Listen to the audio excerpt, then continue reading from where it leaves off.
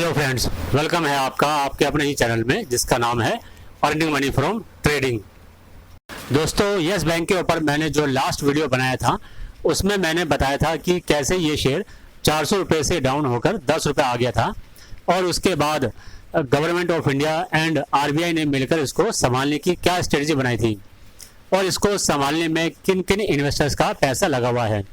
आज के इस वीडियो में हम यस बैंक के से जुड़ी हुई बहुत ही बढ़िया गुड न्यूज़ पर डिस्कस करेंगे और साथ ही साथ ये भी देखेंगे कि इसमें और क्या पॉजिटिव चेंजेस आए हैं। आगे बढ़ने से पहले मैं रिक्वेस्ट करूंगा कि प्लीज़ इस वीडियो को जल्दी से लाइक एंड शेयर कर दीजिए और अगर आप फर्स्ट टाइम इस चैनल पर आए हैं तो प्लीज़ इसको सब्सक्राइब करना ना भूलें। लास्ट वीडियो में मैंने आपको बताया था कि आरबीआई की इंस्ट्रक्शंस के अकॉर्डिंग अलग अलग बैंक्स ने यस बैंक में स्टेक बाई किया था और सबसे ज़्यादा स्टेक एसबीआई यानी कि स्टेट बैंक ऑफ इंडिया ने बाई किया था।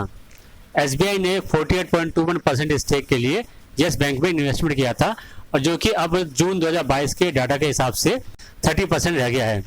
बाकी सभी बैंक्स ने भी अपना स्टेक कम कर लिया है। इन सभी बैंक्स ने 10 रुपये पर शेयर के हिसाब से यस बैंक में स्टेक बाई किया था और अब जबकि इनकी इन्वेस्टमेंट इन्होंने काफ़ी निकाल ली है, उसके बावजूद भी यस बैंक का शेयर 18 रुपये के अराउंड ट्रेड कर रहा है। तो इस वीडियो में हम आगे देखेंगे कि वो कौन सी पॉजिटिव न्यूज़ है जिसकी वजह से यस बैंक का शेयर प्राइस ऊपर आ रहा है। उसके लिए मैं आप लोगों से रिक्वेस्ट करूंगा कि एंड तक इस वीडियो को पूरा देखिए। मैं इस वीडियो के बीच में ही कहीं वो खबर आप लोगों को बताने वाला हूं और साथ ही साथ और क्या पॉजिटिव चेंजेस आए हैं यस बैंक में वो भी आप लोगों को बताने वाला हूँ। बट फ्रेंड्स, आपको नहीं लगता कि इतने काम के लिए एक लाइक तो बनता ही है ना? ठीक है, तो लाइक में कंजूसी मत करना प्लीज़। मैं आप लोगों के लिए इसी तरह की इन्फॉर्मेशन यूट्यूब के थ्रू अपडेट करता रहूँगा। चलिए अब आगे बढ़ते हैं। सबसे पहले हम इसका डेली कैंडल चार्ट देखते हैं।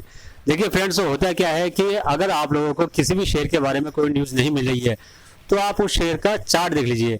देखिए चार्ट क्या होता है, वो सभी तरह की न्यूज़ को डिस्काउंटेड कर चुका होता है। मीन्स उस चार्ट के अंदर उस शेयर का जो प्राइस आ रहा होता है, उस प्राइस की जो मूवमेंट होती है वो उसी के अकॉर्डिंग होती है कि जी उस शेयर के अंदर क्या न्यूज़ चल रही है। ठीक है, अगर कोई बढ़िया पॉजिटिव न्यूज़ चल रही है तो शेयर का प्राइस आपको ऊपर जाता हुआ दिखेगा।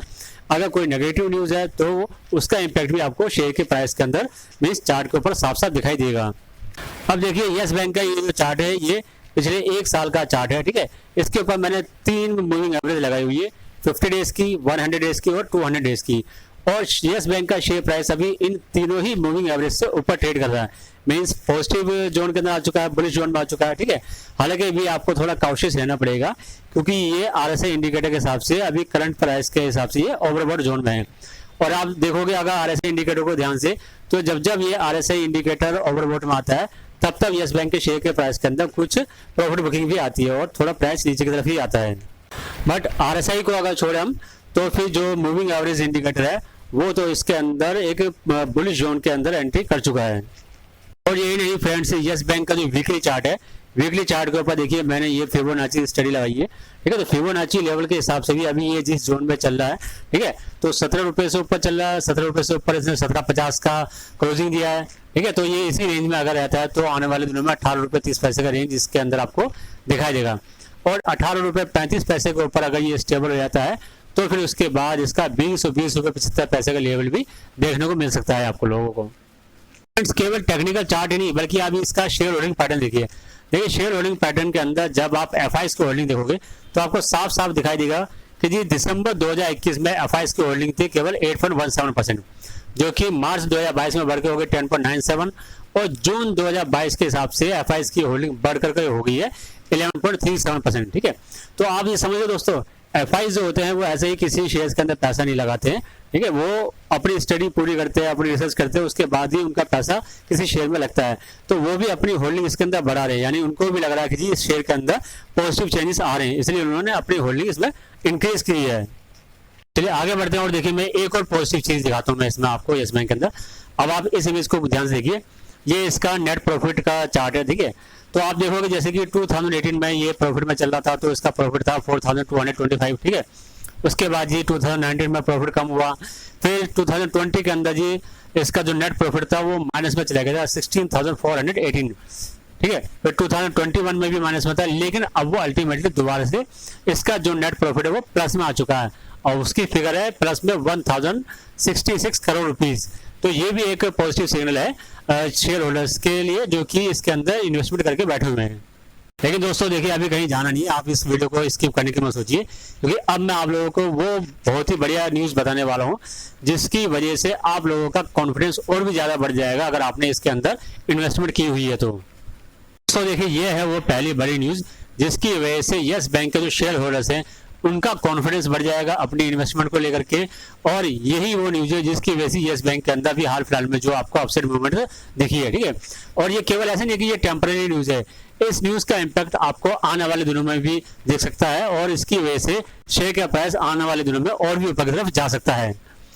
न्यूज़ ये है कि जी जो क्रिसिल जो रेटिंग एजेंसी है उन्होंने अपना जो व्यू है इसके ऊपर वो बढ़ा करके पॉजिटिव कर दिया है। तो जैसे हेडिंग में आपको साफ साफ दिख रहा है कि जी CRISIL upgrades ratings of Yes Bank revise outlook to positive, ठीक है। तो ये है वो हेडिंग जिसकी वजह से जी शेयर के अंदर मूवमेंट आई हुई है। केवल क्रिसिल ही नहीं बल्कि एक और रेटिंग एजेंसी जिसका नाम है India ratings and research company, तो उन्होंने भी इसके ऊपर ही अपना एक पॉजिटिव व्यू बनाया हुआ है। आप नेट पर सर्च करोगे तो इससे रिलेटेड न्यूज़ आपको पूरी मिल जाएगी जहां से आप इसकी फुल डिटेल ले सकते हो। हम भी देखिए उन न्यूज़ के ऊपर नजर मार लेते हैं। तो देखिए जैसे सबसे पहले लिखा हुआ कि yes bank has received an upgrade in credit ratings from India Ratings and Research. Okay. The bank's long-term issuer rating has been revised to IND A- from IND BBB and outlook assigned as stable. The instrument rating actions are as follows. देखिए पहले ये क्या कि जी देखिए bank जो long time के लिए कुछ अगर इंस्ट्रूमेंट इशू करता है और तो उस इंस्ट्रूमेंट के ऊपर उसको पैसे मिलता है और वो पैसे फिर वो टाइम भी उसको वापस भी करना पड़ता है विद इंटरेस्ट, ठीक है। तो उस इंस्ट्रूमेंट के लिए भी इनका जो रिसर्च कंपनियां हैं उन्होंने इसके ऊपर अपना व्यू अपग्रेड कर दिया है। पहले उसके ऊपर जो रेटिंग थी वो थी IND BBB और अब उसको बढ़ा के उन्होंने कर दिया IND A और साथ ही साथ जो उनका अपना एक आउटलुक था वो आउटलुक भी बढ़ा करके उन्होंने कर दिया स्टेबल। मींस उनका भी कॉन्फिडेंस इसके ऊपर बढ़ता हुआ दिखाई दे रहा है, ठीक है। इसके बाद देखिए जी नेक्स्ट जो अपडेट है वो है कि infrastructure bonds upgraded to IND A- stable from IND BBB stable. इस अगर यस बैंक कोई इंफ्रास्ट्रक्चर बॉन्ड इशू करता है तो उसकी भी जो रेटिंग है वो पहले IND BBB स्टेबल थी और उसको बढ़ा करके अब रेटिंग एजेंसी ने बढ़ा कर दिया है IND A- स्टेबल।